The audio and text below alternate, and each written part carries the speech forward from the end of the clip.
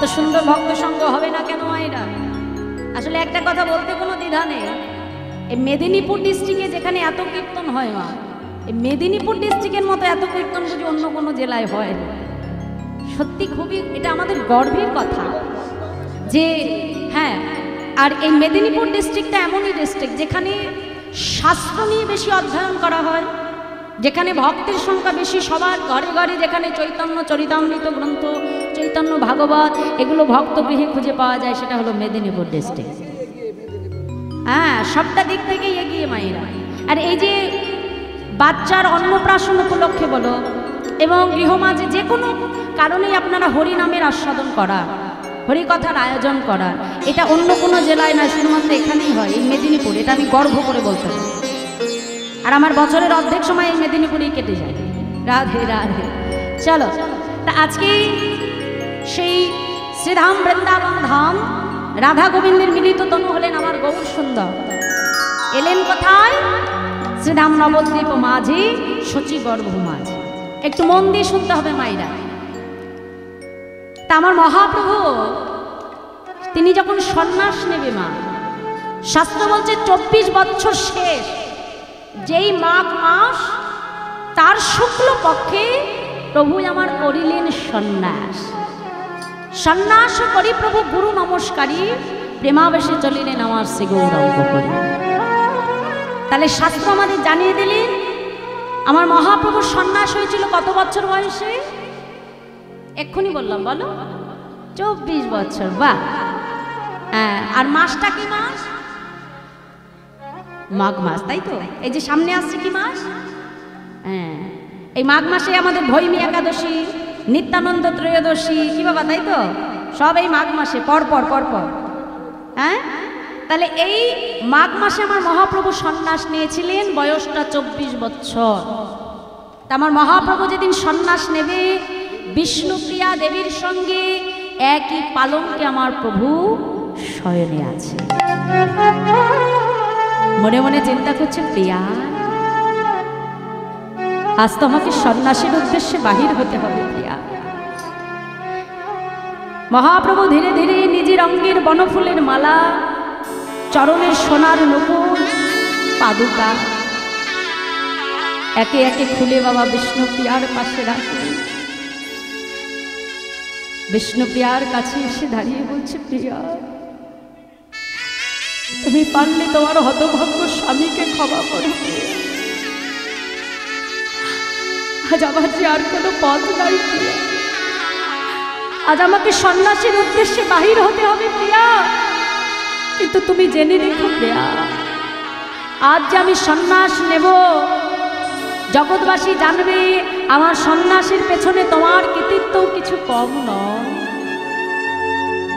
প্রিয়ার কাছ থেকে বিদায় নিয়ে ধীরে ধীরে শচী মায়ের আঙিনার সম্মুখে দাঁড়াবে।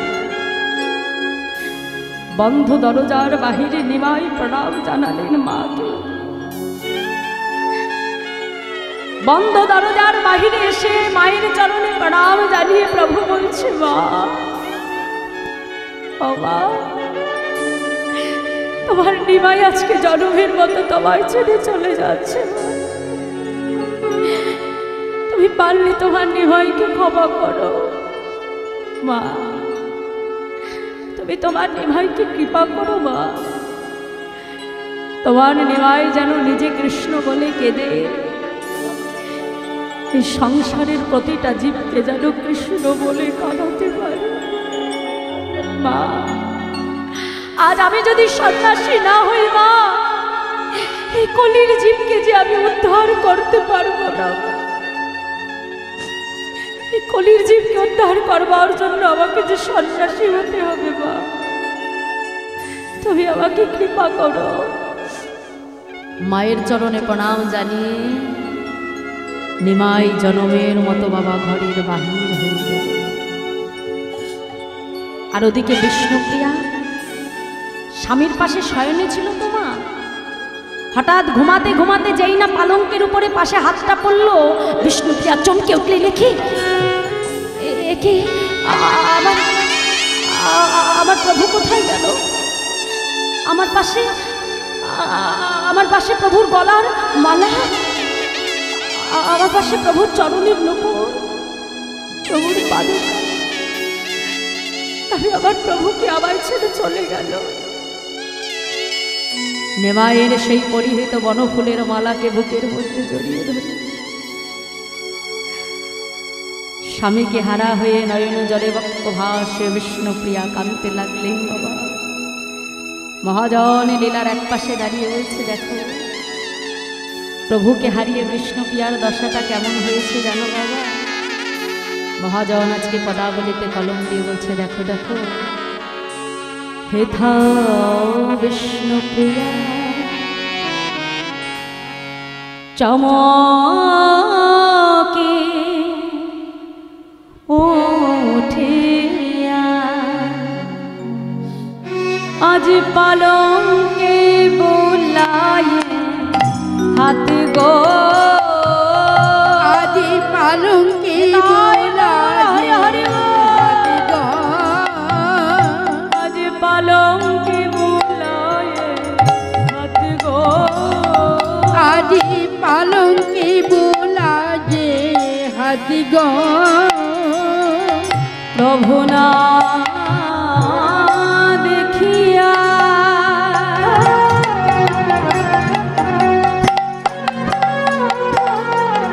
কাঁদিয়া কাঁদিয়া শিরে হানে করা খাত গো, আজ প্রভু না দেখিয়া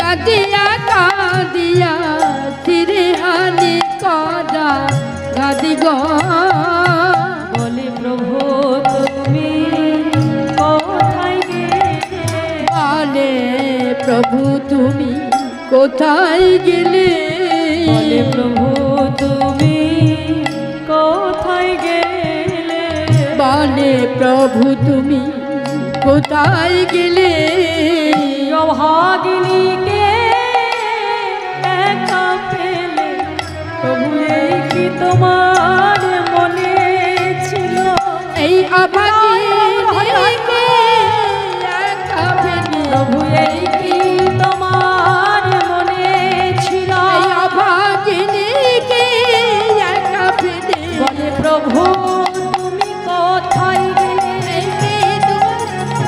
বলে প্রভু তুমি কোথায় গেলে, কি তোমার মনে ছিল, প্রভু তুমি কোথায় গেলে।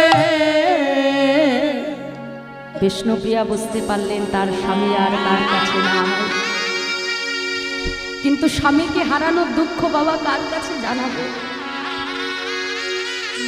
তার শাশুড়ি ছাড়া তার কাছে আর কেউ নেই মনের কথা বলবার মতো মা, কিন্তু কোনো মায়ের কাছে যে বলা যায় যে তার সন্তান তার কাছে নাই মা।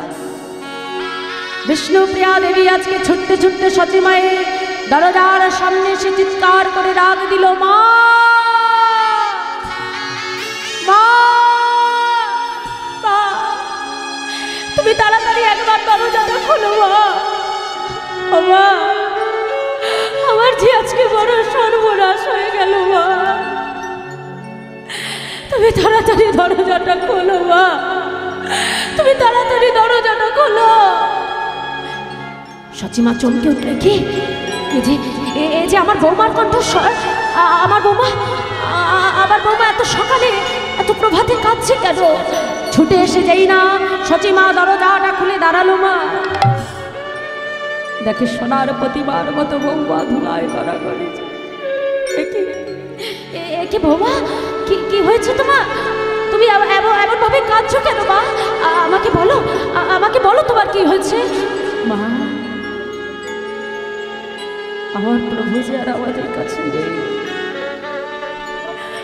আমরা যে জনবীর মতো তোমার সন্তানকে হারিয়ে ফেলেছি, আমার প্রভু যে আর আমার কাছে নেই মা। না না বাবা না, এটা হতে পারে না।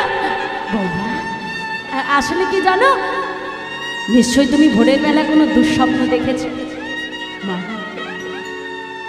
আর যদি আমি দুঃস্বপ্ন দেখতাম, জগতে আমার থেকে মঙ্গল বুঝি আর কারোর হতো না।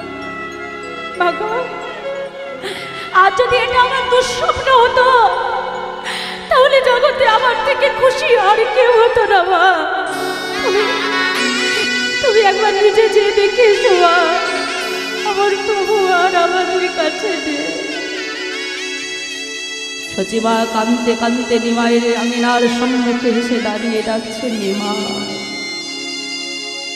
ও নিমাই, নিমাই, দেখ দেখ দেখ, ওই পাগড়িটা কি বলে নিমাই?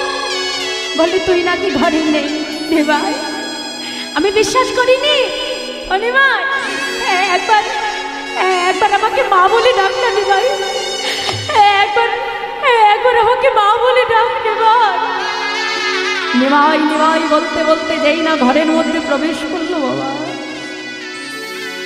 দেখে পালঙ্কের উপরে নিমাইয়ের বনফুলের মালা পড়ে আছে, নিমাইয়ের চরণের নুপুর পড়ে আছে। মা নিমাইয়ের চরণের নুপুরটা বক্ষের মাঝে জড়িয়ে ধরল। নিমাই, আমার মন বলছে তুই আমায় ছেড়ে যাসনি। নিমাই, তুই তো হরিনাম ভালোবাসিস। হ্যাঁ আমি জানি, আমি জানি তুই নিশ্চয় নবদ্বীপের পথে পথে হরিনাম করছিস। দাঁড়া, আমি এক্ষুনি তোকে ধরে নিয়ে আসবো বৌমার কাছে। ছুটে এসে বৌমাকে ডেকে বলছো, ও বৌমা, আসলে কি জানো, আমার নিমাই তো একটু হরিনামের পাগল। বৌমা নিশ্চয়ই কোথায় দেখো নবদ্বীপের পথে পথে হরিনাম করে বেড়াচ্ছে। এখনো তো প্রভাত হয়নি, চারিদিকে ঘন অন্ধকার। দাও আমার হাতে একটা লণ্ঠন জেলে দাও, আমি কথা দিলাম আমি নিমাইকে খুঁজে আনি। হাতে একটা লণ্ঠন জেলে নিয়ে সন্তান হারা সচিমা নবদ্বীপের পথে পথে নিমাই নিমাই বলে কাঁদছে। তখনও প্রভাত হয়নি, চারিদিকে ঘুটঘুটি অন্ধকার, নবদ্বীপে জনমানব শূন্য, কোথাও কেউ না। নবদ্বীপের সাক্ষী হয়ে পথের মধ্যে শুধু রয়ে গেছে কিছু বৃক্ষ, পথের মধ্যে ঘুরে বেড়াচ্ছে কিছু কুকুর।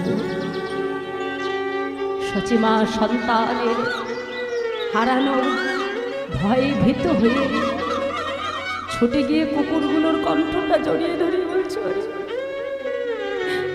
এই নবদ্বীপের কেউ আমাকে নিমাইয়ের সন্ধান দিতে পারে না।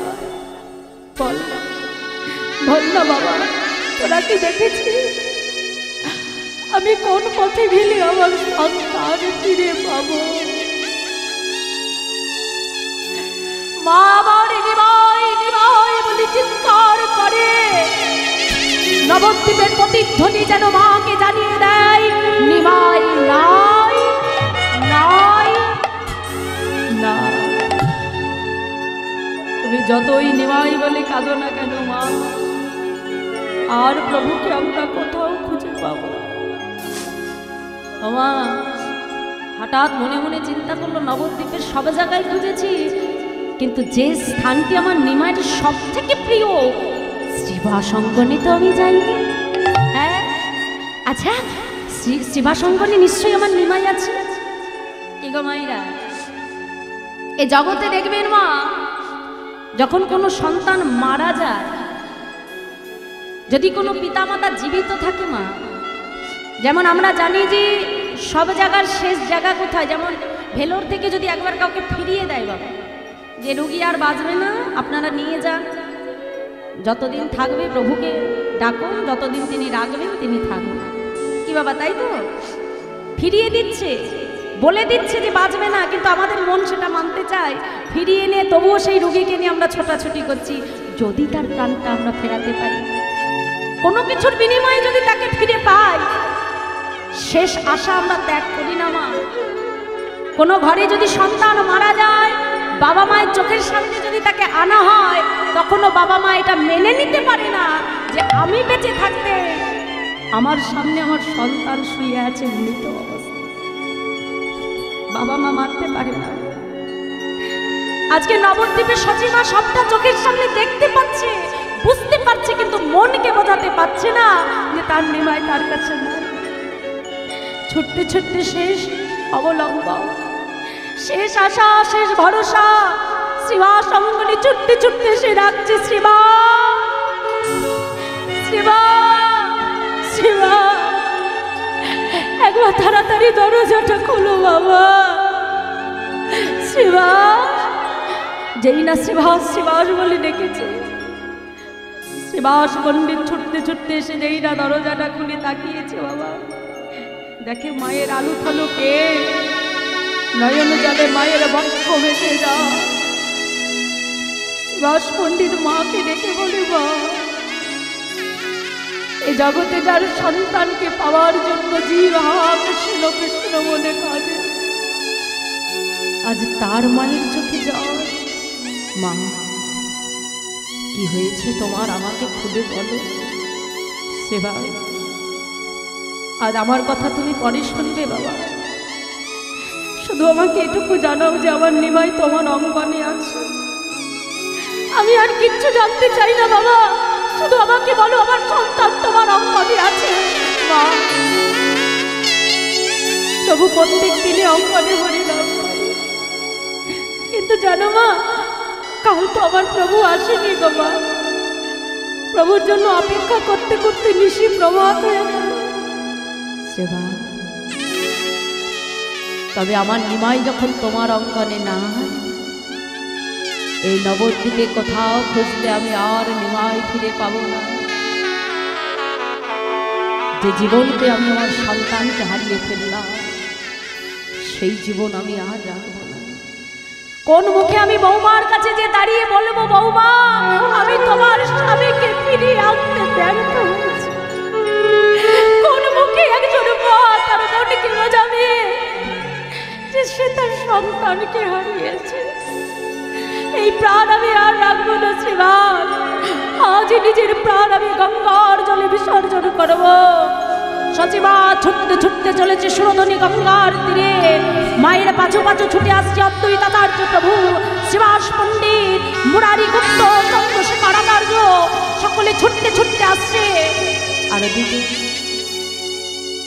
নিমাইকে হারিয়ে আমার সচিমা যখন নবদ্বীপের পথে এসে দাঁড়ালো, মা, শুধু প্রভুকে হারিয়ে যে মায়ের মন ব্যথিত হয়েছে নয় না, সারা নবদ্বীপ অন্ধকারে নিমজ্জিত হয়ে গেল। সারা নবদ্বীপে অন্ধকার ঘনিয়ে এলো। কোনো ভক্তের মনে আজ সুখ নাই, কারোর মনে আনন্দ না। নবদ্বীপের দশাটা কেমন হয়েছে জানো বাবা? নবদ্বীপের একজন পণ্ডিত প্রেম গোপাল গোস্বামী পাল আজকে মহাপ্রভু ছাড়া এই নবদ্বীপে দর্শন করে আজকে তিনি কলম দিয়ে বলছে, আহা, নবদ্বীপের দশাটা কেমন হয়েছে জানো? কি বলছে? দেখো দেখো, এই সে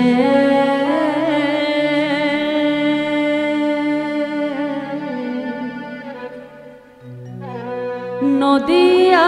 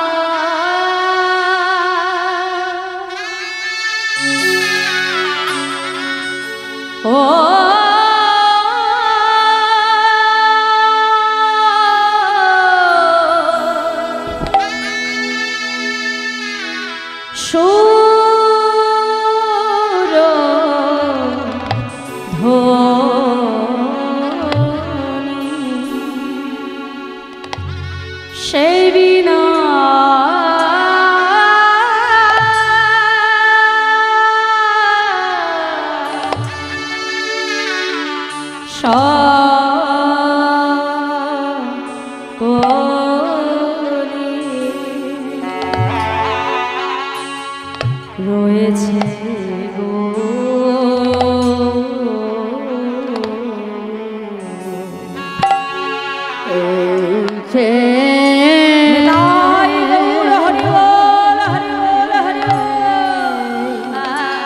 নদিয়া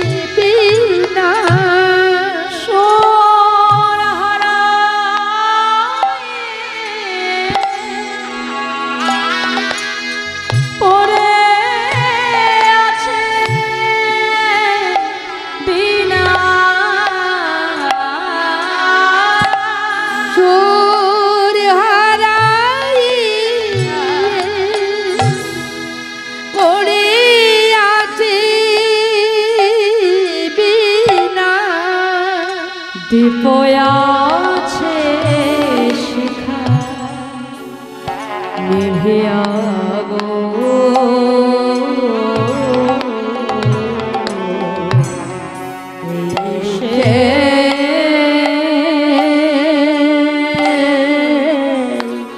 নদিয়া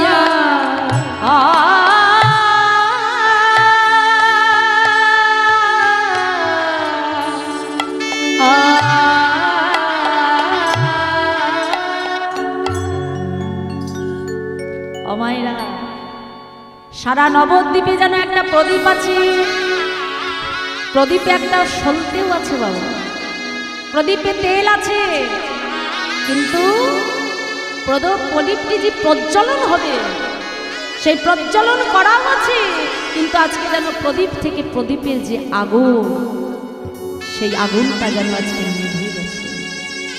সারা নবদ্বীপের ভক্ত আছে, প্রত্যেকটা ভক্ত দাঁড়িয়ে আছে, কিন্তু ভক্তের মধ্যে যে প্রাণ সেই প্রাণটা যেন আজকে নিমাইকে হারিয়ে তার সঙ্গে যেন প্রাণটাও হারিয়ে ফেলেছে। সারা নবদ্বীপ আজকে অন্ধকারে নিমজ্জিত হয়ে গেছে মা। যেই না আমার সচিমা গঙ্গার জলে ঝাঁপ দিতে যাবে, দাদা নিতাই চাঁদ এসে হাতটা টান দিয়ে ধরলো, মা এ তুমি কি করছো? তুমি জানো না আত্মহত্যা করা মহাপাপ?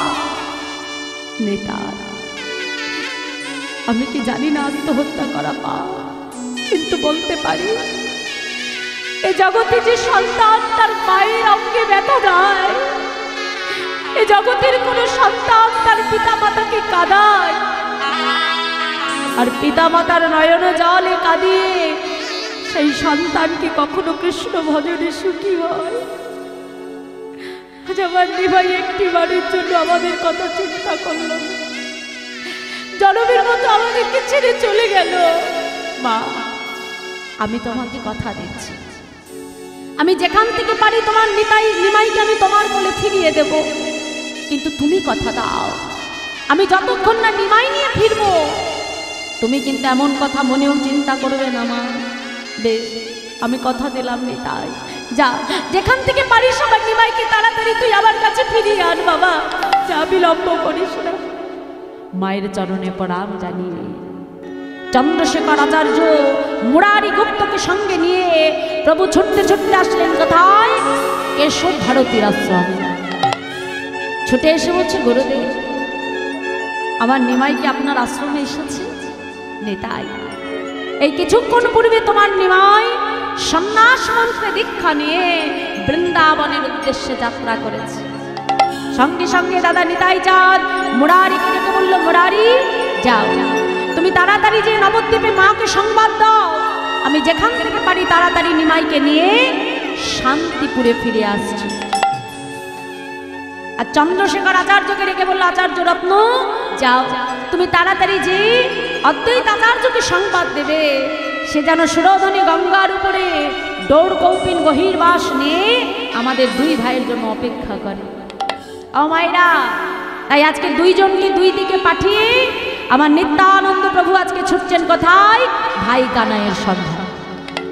আর ওদিকে মায়েরা আমার মহাপ্রভু সন্ন্যাস নেবার পর তার নামটা কি হলো? শ্রীকৃষ্ণ চৈতন্য মহাপ্রভু, তাই তো? আগে নাম ছিল নিমাই, কিন্তু সন্ন্যাসের পর তার নাম কি হলো? শ্রীকৃষ্ণ চৈতন্য মহাপ্রভু। আজ সন্ন্যাস মন্ত্রে দীক্ষা নিয়ে বদনে কৃষ্ণ নাম গাইতে গাইতে আমার প্রভু ছুটে যাচ্ছেন। হ্যাঁ, তা প্রভুকে দেখতে কেমন হয়েছে জানো? সন্ন্যাসের পর তাকে দেখতে কেমন হয়েছে গো মায়েরা? আজ মহাজন তিনি পদাবলিতে কলম দিয়ে বলছে, দেখো দেখো দেখলাম নবীন যৌবন গলিত কাঞ্চন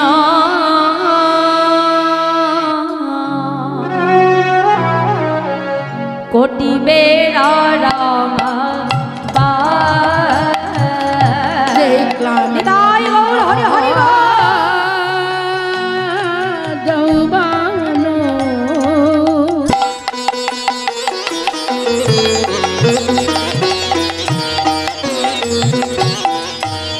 গলিত কাঞ্চন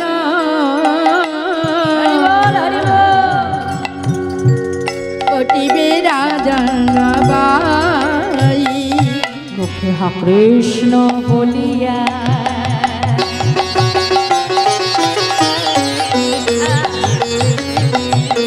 তো বাহু তুলিয়া ধাই গোড়া যুদ্ধ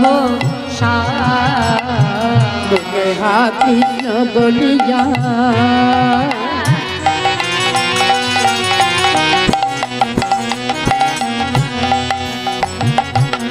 তো বাহু তুলিয়া তাই গোড়ায়ুদ্ধ